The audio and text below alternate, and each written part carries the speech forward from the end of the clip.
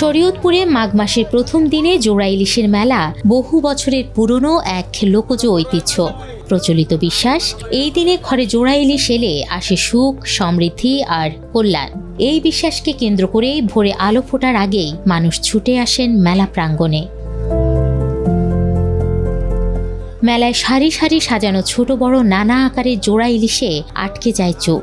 আকার ভেদে দামেরও রয়েছে পার্থক্য। দরদাম করে ক্রেতারা বেছে নেন পছন্দের জোড়া ইলিশ।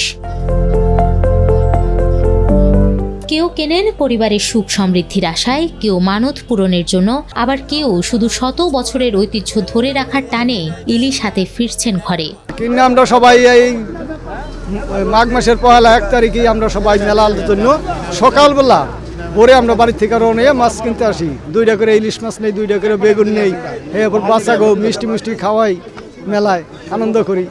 বাধ্যতায় করে আইছে, আমরা করতে আসি মেলাটা সবাই পোলাহানগুলা ভালো থাকি, এর লিগা মেলাটা করতে আসি। জোড়া ইলিশের পাশাপাশি মেলায় মিষ্টি, খেলনা, বেলুন সহ হরেক পণ্যের পসরা নিয়ে বসেন দোকানিরা। রঙিন বেলুন আর শিশুদের হাসিতে মুখর হয়ে ওঠে চারপাশ। নানা বয়সী মানুষের পদচারণায় পুরো এলাকা রূপ নিয়ে এক আনন্দঘন মিলন মেলায়। সকাল থেকে ইলিশ মাছ কিনলাম, আর মেয়ে বায়না করছে খেলনা কিনবে, দেখি কি পাওয়া যায়। তারপরে মিষ্টি কিনবো, তারপরে বিরিয়ানি পেলে বিরিয়ানি কিনবো, বাসায় নিয়ে যাব। মেলায় আসতে আসলে এটা একটা আনন্দের বিষয়। মানে মেলা তো সবসময় তো এগুলো বসে না, এগুলো মাঝে মাঝে বসে। প্রতি বছরই আসি বাবার সাথে, ছোট বোনকে নিয়ে, যে এই বছরও আসে যে খেলনা এগুলো কিনছি, তারপরে মিষ্টি খাইছি।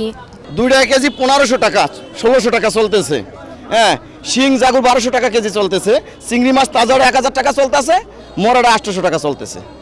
আমাদের এখানে অনেক মাছ চলে এই দিনে, এই সময় এই 1 বছরে একদিনই। স্থানীয়রা বলছেন, লোকজ বিশ্বাস, সংস্কৃতি ও আনন্দের মেলবন্ধনে গড়ে ওঠা এই জোড়া ইলিশ মেলা এখন শরীয়তপুরের স্বতন্ত্র পরিচয়। প্রজন্মের পর প্রজন্ম ধরে টিকে থাকা এই ঐতিহ্য দৈনন্দিন জীবন ও আবেগের সঙ্গে জড়িয়ে আছে গভীরভাবে।